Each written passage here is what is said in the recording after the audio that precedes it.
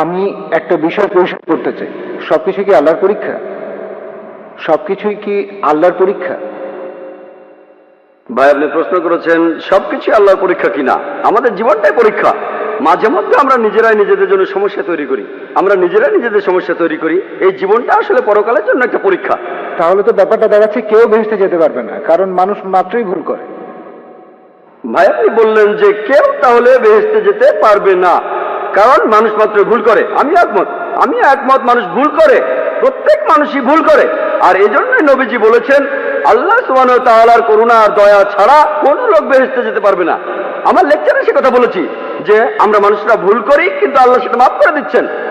তিনি গাফুর, তিনি রাহিম, তিনি করুণাময়, তিনি পরোপকারী, তিনি এই লোকদের মাফ করে দেন। তবে তিনি কিছু নিয়ম কানুন মেনে চলেন। আর আল্লাহ তিনি এমন কিছু বলেন না যে তুমি দেখতে ভালো তাই মাফ করে দিলাম, তুমি দেখতে খারাপ তাই মাফ করলাম না। আল্লাহ মানুষের জন্য আইন কানুনগুলো বলেছেন কোরআনে। তাই শুধু আল্লাহর করুণা পেলেই আপনি বেহেশতে যেতে পারবেন। যদি আল্লাহ আপনার সমস্যাগুলো খুঁটিয়ে খুঁটিয়ে ধরেন আর পয়েন্ট বিয়োগ করেন, সেই সাথে সবগুলো ভালো কাজের পয়েন্ট যোগ করেন, তাহলে কোনো মানুষ বেহেশতে যেতে পারবে না, এমনকি নবীজিও না। নবীজি কথা বলেছেন, এটা নবীজির হাদিস। পবিত্র কোরআন বলছে আল্লাহ আপনার ভালো কাজগুলোকে 10 দিয়ে গুণ করবেন আর খারাপ কাজগুলোকে 1 দিয়ে। আর আল্লাহ এরকমই করুণাময়, তিনি মানুষকে ক্ষমা করে দেন। তবে একটা অন্যায় তিনি ক্ষমা করবেন না। পবিত্র কোরআনে সূরা নিসার 48 নম্বর আয়াতে উল্লেখ আছে এবং সূরা নিসার 116 নম্বর আয়াতে উল্লেখ আছে যে অন্যায়টা তিনি কখনোই ক্ষমা করবেন না, সেটা হলো শিরক, আল্লাহ ছাড়া অন্য কারো উপাসনা করা। অন্য কোনো অন্যায় হয়তো তিনি ক্ষমা করতে পারেন, আর আল্লাহকে ছাড়া অন্য কোনো দেবতার উপাসনা করা, এটা হলো সবচেয়ে বড় অন্যায়। আশা করি উত্তরটা পেয়েছেন। আপনি কি আরো কিছু বলতে চান ভাই?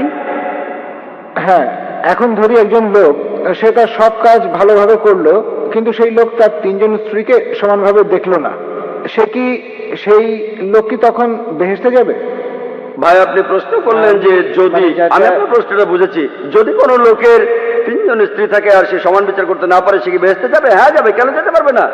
কারণ আমাদের পক্ষে পুরোপুরি নিষ্পাপ পাওয়াটা খুবই কঠিন। আপনিই তো বললেন সব মানুষই ভুল করে, অনেক মানুষই ভুল করে। আপনার মনেও কোনো খারাপ চিন্তা আসতে পারে, এটাও তো ভুল। তাই আপনি যদি ভুল করেন, সেজন্য ক্ষমা চাইবেন। যে লোক তার স্ত্রীদের সঙ্গে সুবিচার করতে পারে না, সে যদি ক্ষমা প্রার্থনা করে, আল্লাহ ক্ষমা করতে পারেন, তাকে বেহেশতে নিতে পারেন। হতে পারে সে অনেক ভালো কাজ করেছে, তাই আল্লাহ তাকে ক্ষমা করতে পারেন। এই সব নির্ভর করছে আল্লাহ সুবহানাহু ওয়া তাআলার উপর। তিনি বিচার করবেন। একজন লোক তার স্ত্রীদের প্রতি সমান বিচার করবে, তবে যদি করতে না পারে, সে বেহেশতে যেতেও পারে, নাও যেতে পারে। তার পুরো জীবনের সবগুলো কাজ বিচার করে আল্লাহ সবকিছু ঠিক করবেন। সে বেহেশতে যেতেও পারে, নাও যেতে পারে। সে ক্ষমা প্রার্থনা করলে আল্লাহ তাকে ক্ষমা করতে পারেন। আশা করি